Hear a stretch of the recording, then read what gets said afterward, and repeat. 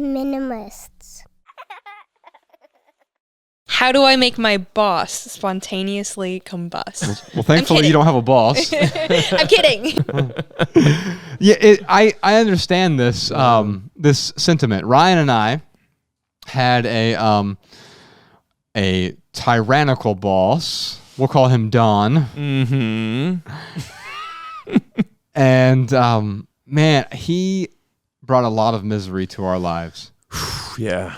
He had certain expectations of us that we weren't able to meet because it was a sliding expectation scale. So as soon as you met the expectation, it was never enough. Or if it was enough for a moment. Mm-hmm. And you may, if you're lucky, get a pat on the back, but really the reward was to stop being yelled at. He, in fact, the very first meeting I was in with him, I was on the phone, and it was me and the other regional managers, and he called us cocksuckers on the very first meeting. And I'm like, oh, this is setting a tone here. Yeah. Yeah. And what I recognized is, I mean, it caused me such anguish. And this is why I really identify with Alex's question here. It caused me so much mental stress. My anxiety was through the roof because of him, because of his expectations, but also realizing, I didn't realize it at the time. I realized it in retrospect only. I was making myself upset. Yeah. Would it have been possible for me to, walk away sooner? Yes, for sure. Yeah. But also, I could have just put my foot down and said, hey, no, I'm not going to tolerate this. Because here's the lesson to get from this. You get what you tolerate. Yeah. And so how do you make your boss spontaneously combust? Well, you ask that question. If my boss were to spontaneously combust today, would I replace him with the exact same version of him? Or would I feel relief? And if the answer is I would feel relief, you got to walk away. Yeah. I mean, that's difficult, especially like if you got a high salary, and I'm just trying to have some like sympathy here for, someone who is providing for their family and they're relying on the salary. So yeah, walk away.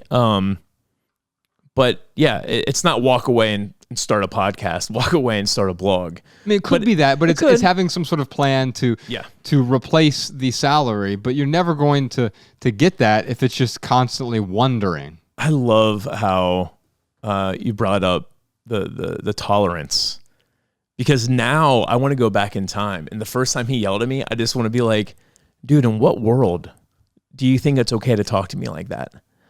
Like, we have an employer relationship. Right. I'm not your whipping boy. Yeah. Yeah. And it would have changed the dynamic, and he would have probably tried to find a way to demote or whatever. But like, we were so good at what we did, it would have been nearly impossible for him to do that without making up lies or something else, right? Yeah. And so, yes, I think the thing to recognize here is quite often we are miserable because we tolerate the things that are making us miserable. Yeah. So it's not really, it's not your boss. It's you who was putting up with it. And when I hear this question, you get asked the same question about like, how do I make my mother spontaneously combust? Yes. And in that situation, it's very easy to see like, I have to like love that person from a distance, if the relationship can't be healed. But it's the same thing with your boss. It's like, maybe you don't have to leave your job, but how can you create some distance between you and your boss while setting the expectation of not being treated like garbage? Yeah. And so there might be some boundaries that come in as you walk away, because walking away isn't blowing it up necessarily. What's my contingency plan? Maybe I'm going to start putting out resumes and feelers, and there is a huge hiring shortage all over the place. This is one of the best times ever to find many different positions throughout many different industries right now. Yeah. There's so many people recognizing that it's not just about the money anymore. Money is a part of the equation, right? Yeah. But there are people who want to do more meaningful work. They want to create something that they feel they have a sense of autonomy and mastery and freedom in doing. They're a part of something that has some sort of purpose.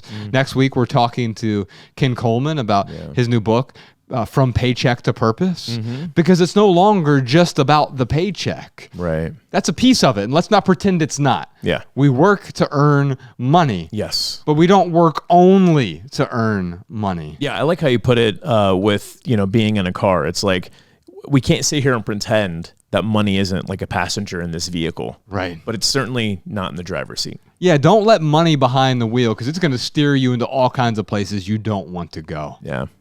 Did you enjoy this video? If so, you can listen to full episodes of the Minimalists private podcast available exclusively on Patreon. Visit patreon.com/theminimalists today. Your support keeps our podcast and YouTube channel 100% advertisement free.